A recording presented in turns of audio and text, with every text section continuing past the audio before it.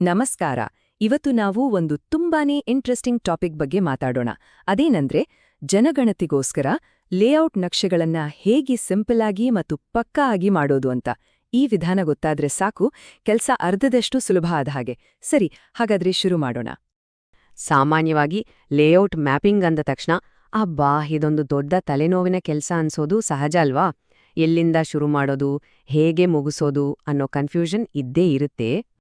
ಆದ್ರೆ ತಲೆ ಕೆಡಿಸ್ಕೋಬೇಡಿ, ಯಾಕಂದ್ರೆ ಈ ಎಲ್ಲಾ ಗೊಂದಲಕ್ಕೂ ಒಂದು ಫುಲ್ ಪ್ರೂಫ್ ಸೊಲ್ಯೂಷನ್ ಇದೆ. ಒಂದು simple step by step method ಇದೆ. ಇದನ್ನ ಫಾಲೋ ಮಾಡಿದ್ರೆ ನಕ್ಷೆ ಮಾಡೋದು ಮಕ್ಕಳಾಟ ಅನ್ಸುತ್ತೆ. ಮೊದಲಿಗೆ ಒಂದು ವಿಷಯ ಅರ್ಥ ಮಾಡ್ಕೋಬೇಕು. ನಾವು ಕೈಯಲ್ ಮಾಡುವ ಈ ನಕ್ಷೆಗಳು ಬರೀ ಗೆರೆಗಳಲ್ಲ, ಬರೀ ಚಿತ್ರಗಳಲ್ಲ. ಇವು ಕೇವಲ ಸರ್ವೆಗೆ ಮಾತ್ರ ಸೀಮಿತ ಆಗಿರಲ್ಲ. ಕೆಲವೊಮ್ಮೆ ಪ್ರವಾಹದಂತಹ ವಿಪತ್ತು ನಿರ್ವಹಣೆ ಸಮಯದಲ್ಲೂ ಕೂಡ ಇವೇ ಪ್ರಮುಖ ಆಧಾರ ಆಗ್ತವೆ. ಅದಕ್ಕೆ ಇದರಲ್ಲಿ ನಿಖರತೆ ಅನ್ನೋದು ತುಂಬಾನೇ ಇಂಪಾರ್ಟೆಂಟ್.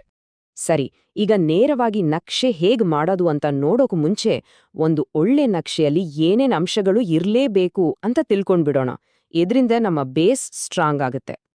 ಇಲ್ಲಿ ನೋಡಿ, ಒಂದು ಬ್ಲಾಕ್ನ ಗಡಿ ಅಂದ್ರೆ ಬಾರ್ಡರ್ಸ್ ಸ್ಪಷ್ಟವಾಗಿರ್ಬೇಕು. ಎಲ್ಲ ರಸ್ತೆಗಳು, ಚಿಕ್ಕ ಗಲ್ಲಿಗಳು ಕೂಡ ಇರಬೇಕು. ರೈಲ್ವೆ ಲೈನ್ ಇದ್ರೆ ಅದನ್ನು ತೋರಿಸ್ಬೇಕು. ಜೊತೆಗೆ ಸ್ಕೂಲ್, ಹಾಸ್ಪಿಟಲ್, ದೇವಸ್ಥಾನ, ಪೋಸ್ಟ್ ಆಫೀಸ್ ಈ ತರಹದ ಪ್ರಮುಖ ಲ್ಯಾಂಡ್ಮಾರ್ಕ್ಗಳನ್ನ ಸರಿಯಾಗಿ ಗುರುತಿಸ್ಬೇಕು. ಯಾಕಂದ್ರೆ ಈ ನಕ್ಷೆ ನೋಡೋ ಯಾರಿಗೇ ಆಗ್ಲಿ ಜಾಗ ಸುಲಭವಾಗಿ ಅರ್ಥ ಆಗ್ಬೇಕು. ಓಕೆ, ಈಗ ಅಸಲಿ ವಿಷಯಕ್ಕೆ ಬರೋಣ. ಆ ಸಿಂಪಲ್ ಮೆಥಡ್ ಯಾವುದು ಅಂತ ನೋಡೋಣ. ಈ ಸ್ಟೆಪ್ಸ್ಗಳನ್ನ ಸರಿಯಾಗಿ ಫಾಲೋ ಮಾಡಿದ್ರೆ ಸಾಕು, ನಕ್ಷೆ ಮಾಡೋದು ಖಂಡಿತ ಸುಲಭ ಆಗುತ್ತೆ. ನೋಡಿ, ಇರೋದೇ 4 ಸಿಂಪಲ್ ಸ್ಟೆಪ್ಸ್. ಒಂದ್ಸಲ ಗಮನ ಕೊಟ್ಟು ಕೇಳಿ. ಮೊದಲನೇದು ಗಡಿ ಗುರುತಿಸೋದು. ಎರಡನೇದು ವಾಯುವ್ಯ ಮೂಲೆಯಿಂದ ಶುರು ಮಾಡೋದು. ಮೂರನೇದು ಮೊದಲು ರಸ್ತೆಗಳನ್ನ ಎಳೆಯೋದು. ಮತ್ತು ಕೊನೆಯದಾಗಿ 4ನೇದು ಕಟ್ಟಡಗಳಿಗೆ ನಂಬರ್ ಕೊಡೋದು. ಈ ಕ್ರಮ ಇದೇ ಈ ಕೆಲಸವನ್ನ ಸುಲಭ ಮಾಡೋ ಸೀಕ್ರೆಟ್. ಮೊದಲನೇ ಸ್ಟೆಪ್ ಗಡಿ ಗುರುತಿಸೋದು. ನಮ್ಗೆ ಕೊಟ್ಟಿರೋ ಬ್ಲಾಕ್ನ ಬೌಂಡ್ರಿಯನ್ನ ಮೊದಲು ಶೀಟ್ ಮೇಲೆ ಪಕ್ಕಾ ಆಗಿ ಎಳೆದುಕೊಳ್ಬೇಕು. ಇದು ನಮ್ಗೆ ಒಂದು ಕ್ಲಿಯರ್ ಫ್ರೇಮ್ ವರ್ಕ್ ಕೊಡುತ್ತೆ. ಮುಂದೆ ಏನ್ ಮಾಡ್ಬೇಕು ಅನ್ನೋದು ಸುಲಭ ಆಗುತ್ತೆ. ಎರಡನೇ ಸ್ಟೆಪ್, ಯಾವಾಗ್ಲೂ ಆಲ್ವೇಸ್ ಬ್ಲಾಕ್ನ ವಾಯುವ್ಯ ಮೂಲೆ ಅಂದ್ರೆ ನಾರ್ತ್ ವೆಸ್ಟ್ ಕಾರ್ನರ್ ಇಂದಾನೇ ಮ್ಯಾಪಿಂಗ್ ಮತ್ತು ನಂಬರಿಂಗ್ ಶುರು ಮಾಡಬೇಕು. ಇದು ಒಂದು ಸ್ಟ್ಯಾಂಡರ್ಡ್. ಹೀಗೆ ಮಾಡೋದ್ರಿಂದ ಇಡೀ ನಕ್ಷೆಗೆ ಒಂದು ಲಾಜಿಕಲ್ ಫ್ಲೋ ಸಿಗುತ್ತೆ. ಈಗ ಈ ಇಡೀ ಪ್ರಾಸೆಸ್ನ ಅತಿ ಮುಖ್ಯವಾದ ಗೋಲ್ಡನ್ ರೂಲ್ ಅಂತಾನೆ ಹೇಳ್ಬೋದು. ಆ ಸ್ಟೆಪ್ಗೆ ಬಂದಿದೀವಿ.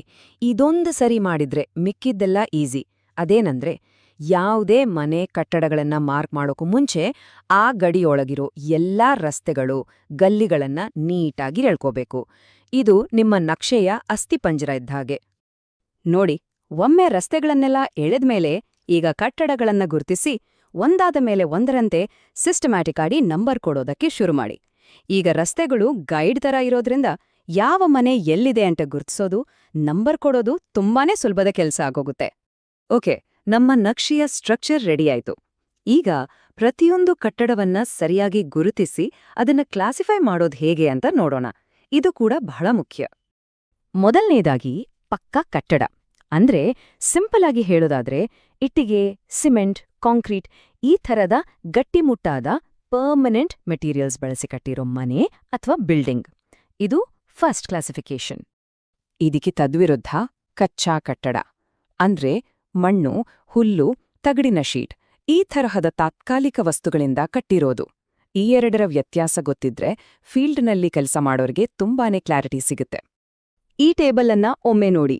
ಪ್ರತಿಯೊಂದು ಥರದ ಬಿಲ್ಡಿಂಗಿಗೂ, ಅದು ಜನ ವಾಸ ಮಾಡೋ ಮನೆಯಾಗಿರ್ಲಿ ಅಥವಾ ಅಂಗಡಿ, ಆಫೀಸ್ ಆಗಿರ್ಲಿ, ಒಂದು ಸ್ಪೆಸಿಫಿಕ್ ಸಿಂಬಲ್ ಅಂದ್ರೆ ಚಿಹ್ನೆ ಇರುತ್ತೆ. ಈ ಚಿಹ್ನೆಗಳನ್ನ ಸರಿಯಾಗಿ ಬಳಸಿದ್ರೆ ನಕ್ಷೆ ನೋಡಿದ ತಕ್ಷಣ ಎಲ್ಲರಿಗೂ ಒಂದೇ ರೀತಿ ಅರ್ಥ ಆಗುತ್ತೆ. ಯಾವುದೇ ಗೊಂದಲ ಇರೋಲ್ಲ. ಸರಿ, ಇಷ್ಟೊತ್ತು ಕಲಿತಿದ್ದನ್ನೆಲ್ಲ ಒಟ್ಟಿಗೆ ಸೇರಿಸಿ ನೋಡೋಣ.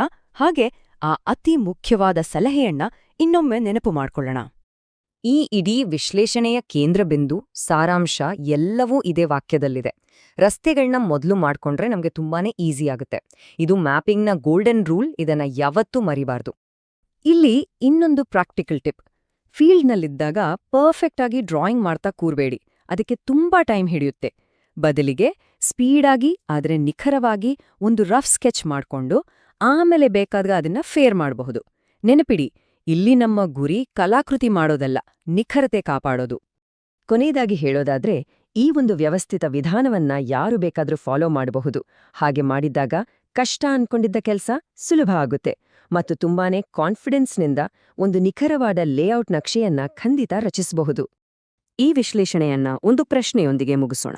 ಇವತ್ತು ನಾವು ಕಲಿತ ಈ ಮೆಥಡ್ ಅಂದ್ರೆ ಒಂದು ದೊಡ್ಡ ಸಮಸ್ಯೆಯನ್ನ ಸಣ್ಣ ಸಣ್ಣ ಸುಲಭವಾದ ಹಂತಗಳಾಗಿ ವಿಂಗಡಿಸಿ ಪರಿಹಾರ ಕಂಡುಹಿಡಿಯೋದು, ಇದನ್ನ ನಮ್ಮ ಕೆಲಸದಲ್ಲಿ ಅಥವಾ ನಮ್ಮ ವೈಯಕ್ತಿಕ ಜೀವನದ ಬೇರೆ ಯಾವ ಸವಾಲುಗಳನ್ನ ಎದುರಿಸೋಕೆ ಬಳಸ್ಬೋದು?